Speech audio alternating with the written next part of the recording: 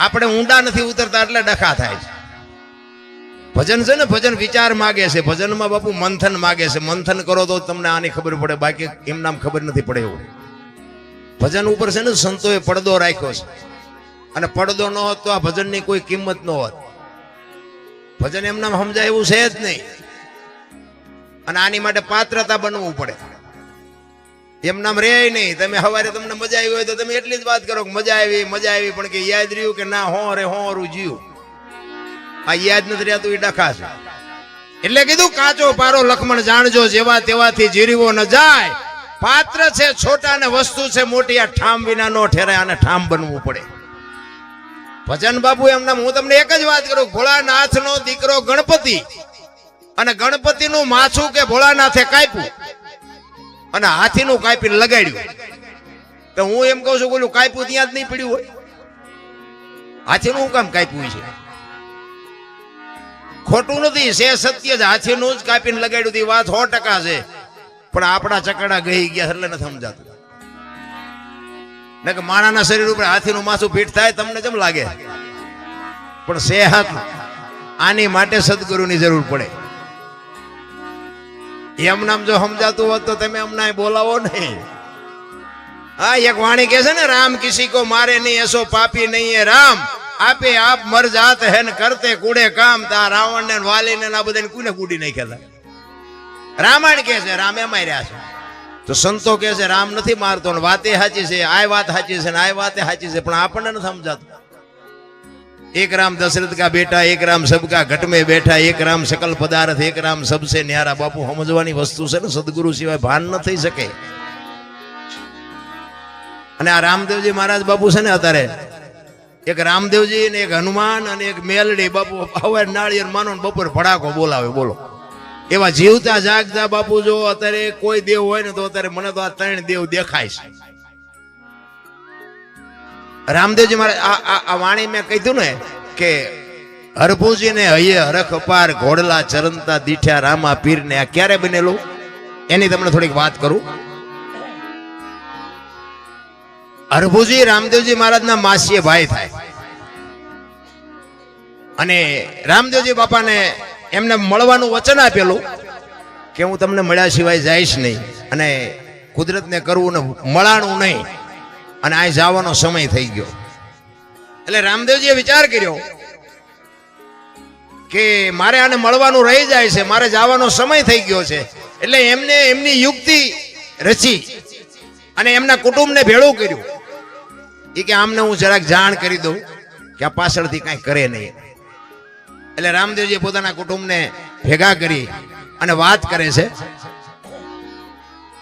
કે ભાઈ મારો હવે સમય પૂરો થઈ ગયો છે ને મારી બધી તૈયારી કરો, પણ હું તમને એક ભલામણ કરું છું કે મારો દેહ જ્યારે શાંત થઈ જાય ને મારી સમાધિ થઈ ગયો પછી દુનિયા તમને ગમે કે પણ સમાધિની એપ ખોલવાની તમે વાત ન કરતા. કોઈ પણ તમને દુનિયા ગમે એ ભરમાવે, પણ મારી સમાધિને તમે હલાવવાની કોઈ કોશિશ ન કરતા.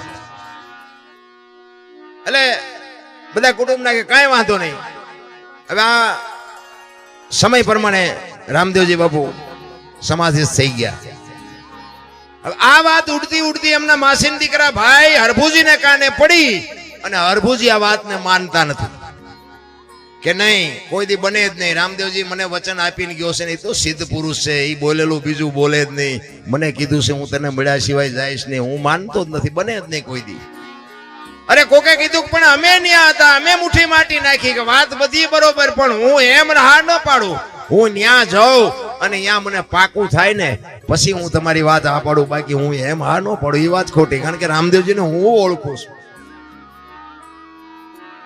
અને આ બહુ જયારે માણસો કહેવા મનાણા ને એટલે પછી હરભુજી ત્યાંથી ઘોડા ઉપર ચડી અને રણુજા આવવા માટે નીકળે છે. અને રણુજાના સીમાડે બાપુ રામદેવજી બાપા ના ઘોડા ચરે છે ને રામદેવજી બેઠા છે. અહીંયા બાપુ હરભુજી આ વાણી કરી કે હરભુજી ને હૈયે હરખ અપાર, ઘોડલા ચરંતા દીઠ્યા રામા પીરના. એમ નામ બાપુ જો ભજન બનતા હોત ને તો અત્યારે બુદ્ધિ તો આખ્યા ખટારા ભરા એટલી બધાય છે, એમ નો આવડે. અહીંયા બે જણા હરભુજીને એમ થયું કે દુનિયા કેવી ગાંડી છે. આ રામદેવજી અહીં બેઠા છે, મારા બેટા કે ખોટી આવી બધી વાતો કરે. રામદેવજી સમાધિ લઈ ગઈ, સમાધિ. આ રામદેવજી તો હાર્યા. એ ઘોડેથી ઉતરી અને બે ભાઈ બાપુ પહાડ ભેટે ને એમ બે ભેટ્યા. અને હરભુજી કહે છે કે મેં તો આવી વાત સાંભળી. એટલે રામદેવજી વાતનો ગોળો ટોળો કરી નાખ્યો. ભાઈ આ તો જગત છે, ગમે બોલે શાંતિથી બેસને. આપણે ઘણા ટાઈમથી ભેગા નથી થયા. કહુંબો બનાય આપણે કહુંબો પીએ. એ બે જણા કહુંબો પીધો અને પછી રામદેવજી કહે છે હવે તમે ગામમાં જવું હોય તો જાઓ, મારે અત્યારે નથી આવવું. એ રતન કટોરો, ગેડીઓ, અમલની ડાબલી ને બધું જે કઈ સમાધિમાં મૂક્યું હતું ને, કારણ કે આ રામદેવજી બાપાની યુક્તિ હતી બધી. હા, અમે ભક્તિ કરતા હોય અમારી પ્રજા તો મારો નાસ્ત્રાજ વ્યવહિત કરે ને કે આ બીજા કરી જાય ને અમારી રહી જાય. આ રામદેવજી બાપાનો આવડો મોટો ઇતિહાસ છે. આખ્યાન તો તમે બધા જોતા હશો. આખ્યાનમાં બાપુ રામદેવજી બાપાના પરચા હશે, બધા બતાવે. અજમલ રાજાજી બધું સારું કામ કર્યું, બાળીનાથ બાપુએ બધું સારું કામ કર્યું. પણ એ આખ્યાનમાં બાપુ નેતલદેવનો ઇતિહાસ કેટલો છે? મારા ધારવા પ્રમાણે કઈ લાંબુ માઇલ પણ નેતલદેવનું કઈ છે નહીં. હવે રામદેવજીનું અડધું અંગ બાપુ ડાલીબાઈ કરી ગયા, નેતલદે રહી ગયા. અને આ બાપુ આપણું કાલ હવારની વાત પીપળી સવારામ બાપા ધર્મનો વાવટો ફરકે કોક દી કાંટો મારજો ખબર પડે. જમનામાં રહી ગયા, જબુમાં કરી ગયા. બાપુ આપણા રહી જાય. હા, અમે તો રાડ્યું પાડી દે ને એમ કહે છે કે અમારી પ્રજા ભજન ન કરે કઈ પણ અવાડા ડાટા ન કાઢે એવી તો તું હમી કા રાખજે. ભજન જો બાપુ એમ બધાને ઉતરી જતું હોત ને, અને આ જો બુદ્ધિ એમ મળી જતી હોત ને, તો પૈસા વાળા છોકરા ઉભા વાહડા જેવા ગામમાં રખડે 40 વર્ષના. ત્યાં આપણે એમ ગામને કેટલા દીકરા છે કે આના લગ્ન જ નથી થયા, દીકરી જ નથી દેતું કોઈ. શું આ બુદ્ધિ કરવાની, શું આ પૈસા કરવાના? એટલે ઈ હરભુજી અને બે જણાને ઈ રતન કટોરો, અમલની ડાબલી, ગેડીઓ રામદેવજી બાપા અજમલ રાજા માફ કરજો હરભુજીને આપે છે. અને ઈ ઘોડા ઉપર બેહી અને ગામમાં આવે. અને ગામમાં આવ્યો ને આખો શોકગ્રસ્ત ડાયરો બાપુ સોરે બેઠો છે. અને બધા વિચાર કરે કે ભાઈ ગયો ના ઘોડા ઉપર બેહીને આવે અને શરમ નહીં આવતી હોય. હરભુજી બાપુ ભગાડ ધાટ કરતો ઘોડો આવતો તો બજારમાં, ચોરે આવીને ઉભો રહ્યો અને કીધું કે શું આ બધા બેઠા છો? એટલે બધા કહે છે ભલામણા રામદેવજી બાપા સમાધિ થઈ ગયા, 3 દી થયા. હરભુજી દાંત મીડિયા કાઢવા. ઈ કે પણ રામદેવજી મને અત્યારે સીમાડે મળ્યા ને કે તમે કયો છો સમાધિ લઈ લીધી. ઈ કે શું આ ગામ આખું ગાંડું તું એક હાથો? ઈ કે પણ આ જો રતન કટોરો ના, અમલની ડાબલી ના બધું મને અત્યારે રામદેવજી આપ્યું. અને બાપુ શંકા જાગી અમને. આપણે સમાધિ દઈને આવ્યા ને પછી કે વાંસ માસું મારી નીકળી ગયેલા, હાલો ખોદવી. આપણા જ આપણું લોહી પી ગયા છે. આખી દુનિયામાં બાપુ ઇતિહાસ ખોલવા જ ખોલજો.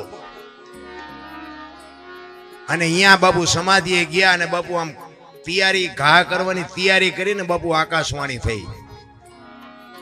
એ તમારી જાતના મેં તમને પહેલા કીધું હતું ઈ કે આ હવે તમારે અહીંયા કાયમ દુકાળ પડશે અને કાયમ માગી ખાજો. હવે હું સૌરાષ્ટ્રમાં જાઉં છું બાપુ. પહેલું પીરાણું આપણું બાપુ ગેબીનાથ અને પાળિયાદ બાપુ ત્યાંથી આ વ્યૂ આવ્યો. વિચાર કરજો, કોઈ ગામ એવું નહીં હોય કે રામદેવજી નું મંદિર ન હોય, કે રામદેવજી બાપાના વાવટા ન ફરકતા હોય, કે રામદેવજી બાપાનું મંડળ ન હોય. એવું કોઈ ગામ ન હોય. તમે આંટો તો મારી જુઓ, કેટલી એની બાપુ સુવાસ કેટલી. અને રાજસ્થાનમાં બાપુ તમે જોવો ને, જીવા ન હોય તો આંટો મારજો, નકરી ધૂળ ઉડે, વાતમાં કાંઈ છે નહીં. બાકી જો રામદેવજીના શબ્દો ઉપર ઉભા રહ્યા હોત ને તો આજ રાજસ્થાન હોનાનું હોત. મારા બાપ અહીંયા કોઈ દી કોઈને ભૂખ કે દુઃખ ન હોત. આજ આપણે બાપુ આપણી માથે કૃપા કેવડી. આ તમે માંડવા ઉભા એના ઉપર નક્કી નથી થતું. આપણી માથે આ વરસાદ વરે છે બાપુ, આ કૃપા કેવડી એની. હવે અહીંયા તો એની જન્મ ભૂમિકા હતી, અહીંયા એનું કુટુંબ હતું ને બધું અહીંયા હતું બાપુ. એને તો શું ઘટત, એમાં શું બાકી રહે. અને જેટલી આપણી આ દેહાણ જગ્યાઓ છે ને બાપુ, બધે અહીંયા પીરનો પંજો છે, એક લખવું હોય તો લખી લેજો. અને પીરની પીરાય વગર બાપુ હરિહર ક્યાંય હાલે નહીં. કેવડી બાપુ આ પીરની કૃપા કેવડી. કચ્છ કાઠિયાવાડ સૌરાષ્ટ્રમાં તમે જાઓ અને રામદેવજી બાપાનું બાપુ ક્યાંય મંદિર ન હોય એવો દાખલો નહીં હોય. જેમ બજરંગદાસ બાપાનું મંદિર ન હોય ને એવી રીતે બાપુ રામદેવજીનું મંદિર ન હોય એવો કોઈ દાખલો ન હોય. કેવડી બાપુ એની શ્વાસ કેવડી. અને આ આકાશવાણી થયા પછી હરભુજીને બાપુ પછી ખબર પડી હો, અરે તારી ભલે થાય તારી. રામદેવજી તું ખરેખર વ્યાઈ ગયા તા, તો મને વચન પાળવા, મને વચન દેવા, વચન નિભાવવા માટે મને મળ્યો. અને પછી બાપુ હરભુજી રોયો હો બાપ.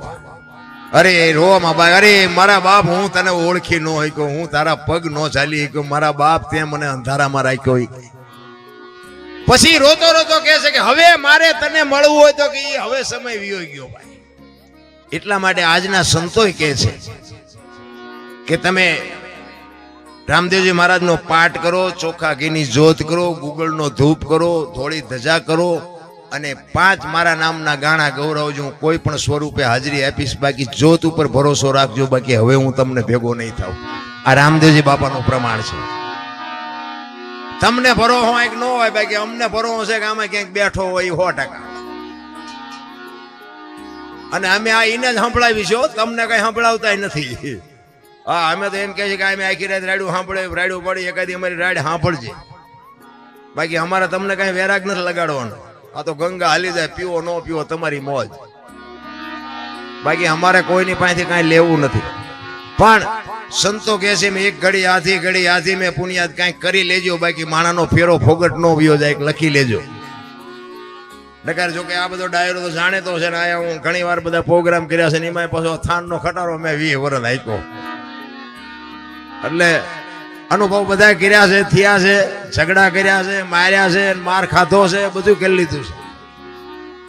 અને ભજન બાપુ ચારે હુજે ખબર છે, કોઈ આપણો ધણી ન થાય ને પછી ભજન હુજે. આ પૈસાના તમને ભલે ભજન ઉપર ગમે એટલો પ્રેમ હોય, પણ આ પૈસાનો બાપુ ફુગાવો એટલો છે ને તમે ભજન નહીં કરી શકો, એ મને ખબર છે. આ પૈસા અને ખૂટવાના નથી, પૈસા ખૂટીને જ ભજન હુજે. પૈસા તો ખૂટવાના નથી, કારણ કે માણસની માંગ જ એવી છે, રાત નથી હળીએ જ એવા સીડ્યા છે. આમ રોજ ઢળી આવે, રોજ ઢળી આવે કે કાલે આટલા હતા ને આજે આટલા વધ્યા, કાલે આટલા હતા ને આજે આટલા વધ્યા. ઓલો ઉપર બેઠો બેઠો ગણે છે તારા શ્વાસા કાલે આટલા હતા ને આટલા ઘટ્યા, આટલા હતા ને આટલા ઘટ્યા. હિસાબ રાખવાનો છે કોઈ રાખતું નથી, પૈસાનો જ રાખે છે. ને કે વાતમાં કાંઈ છે નહીં, હળવા ફૂલ થઈ જવાની મજા છે. માણસ જન્મે ને 2-2.5 કિલોનો હોય, 60-80-100 વર્ષ જીવે ને પછી મરી જાય ને શમશાનમાં હળગાવી દો ને પછી રેખ્યા ભેળી કરીને જોકો એટલે 2-2.5 કિલો જ થાય. આ એટલો વાંકો લોહી પીવે. વાતમાં કઈ લાંબુ છે નહીં, લાવ્યા નથી ને કઈ લઈએ નથી. તમને એક જ વાત કરું, 84 લાખ યોની છે એવું મહાપુરુષો કહે છે ને. 84 લાખ જીવ છે, આપણે ગણવા નથી. પણ મારો કહેવાનો મતલબ એ છે કે રૂપિયા હાટું માયા હાટું બથોડા ભરતો હોય માણા એક જ. કોઈ કૂતરા, કાગડા, ભૂંડા, ઘોડા, ગધાડા કોઈ પૈસા હાટું મથે, અને કોઈ જીવ ભૂખ્યો રહેતો હોય તો કયો, અને માણાનું ભરાતું હોય તો કયો. આ કૂતરા બજારમાં ઉતાવે ને, હું તો આમ ચારેક નીકળું ને આમ કૂતરા ઉતાવે ને તો મને ચારેક એને આમ જોઉં ને તો મને એમ મારા દીકરા વાળું પાણી કરીને ઉતા ને ઘસઘસા. આમને કાંઈ ઉપાધિ છે, ધાબુ ભરવું છે ને છોકરો પરણાવો છે ને ચૂંટણી લડવી છે ને કાંઈ લોહી ઉકાળા છે ને. કે આપણા જેવું જ છે ને, એનું જીવન તો એનું એવું જ છે ને. ખોરાક જોવે છે, પાણી જોવે છે, હવા જોવે છે, આપણી જેમ બચા પેદા કરે છે, સંડાસ પાણી, આ તે તમારા ને મારા જે જીવનને આરે જે જરૂરી છે એ બધું એને છે. પણ બાપુ કોઈ જીવ જો ભૂખ્યો રહેતો હોય તો મને બતાવો. કીડીને કણ, હાથીને મને 1000 હાથ વાળો દે છે ને, આપણને ભરોસો નથી.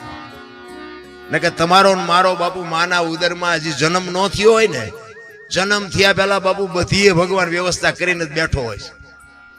દૂધની વ્યવસ્થા હોય, તમારી પથારીની વ્યવસ્થા હોય, તમારું લાલન પાલન કરવા વાળી હોય, નવરાવા ધોરાવા વાળી હોય, અને ગમે એટલું જીવો ને પછી મરી જાવ ને, લાકડા તૈયાર હોય ને, ઉપાડનારા તૈયાર હોય ને, દિવાળી મૂકનારા તૈયાર હોય ને, ઘોંકા મારનારા તૈયાર હોય.